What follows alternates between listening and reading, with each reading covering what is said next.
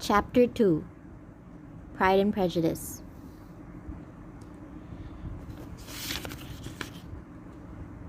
Mr. Bennet was amongst the earliest of those who waited on Mr. Bingley. He had always intended to visit him, though to the last always assuring his wife that he should not go.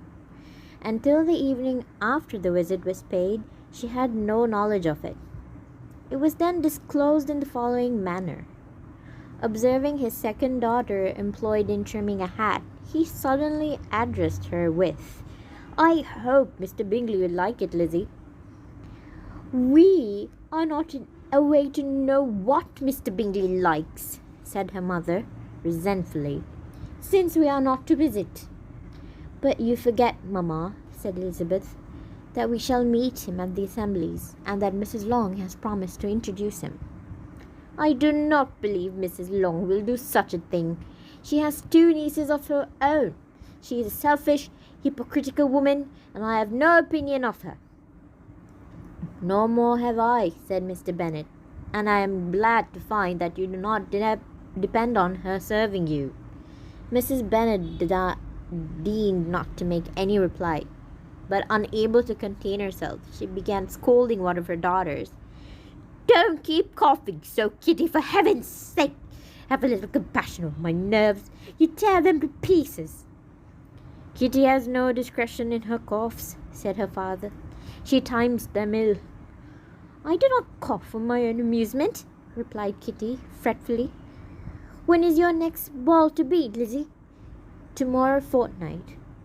"Ay, so it is," cried her mother, "and Mrs. Long does not come back till the day before.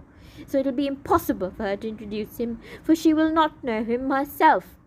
"Then, my dear, you may have the advantage of your friend, and introduce Mr. Bingley to her." "Impossible, Mr. Bennet, impossible. When am I not acquainted with myself? How can you be so teasing?" "I honour your circumspection. A fortnight's acquaintance is certainly very little. One cannot know what a man really is by the end of a fortnight. But if we do not venture, somebody else will. And after all, Mrs. Long and her nieces must stand their chance. And therefore, as she will think it an act of kindness if you decline the office, I will take it on myself." The girls stared at their father. Mrs. Bennet said only, "Nonsense, nonsense."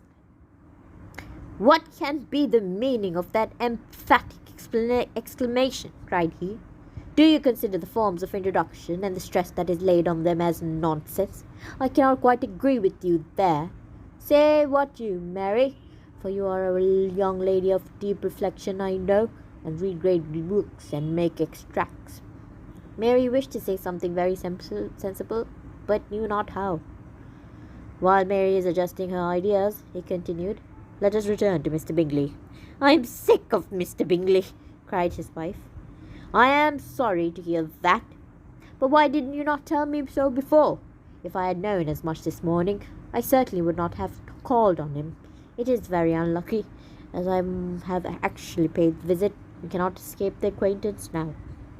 The astonishment of the ladies was just what he wished, that of Mrs. Bennet perhaps surpassing the rest, though when the first tumult of joy was over, she began to declare that it was what she had expected all the while.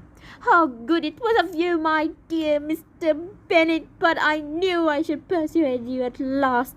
I was sure you loved your girls too well to neglect such an acquaintance. Well, how pleased I am! It is such a good joke, too, that you should have gone this morning and never said a word about it till now." "Now, Kitty, you may cough as much as you choose," said Mr. Bennet, and as he spoke, he left the room, fatigued with the raptures of his wife. "What an excellent father you have, girls," she said, when the door was shut. "I do not know how you will ever make him amends for his kindness, or me either for that matter. At our time of life, it is not so pleasant, I can tell you, to be making new acquaintances every day, but for your sakes we would do anything. Lydia, my love, though you are the youngest, I dare say Mr. Bingley will dance with you at the next ball." "Oh," said Lydia stoutly, "I am not afraid, for though I am the youngest, I am the tallest." The rest of the evening was spent in conjecturing how soon he would return Mr. Bennet's visit, and determining when they should ask him to dinner. End of chapter 2.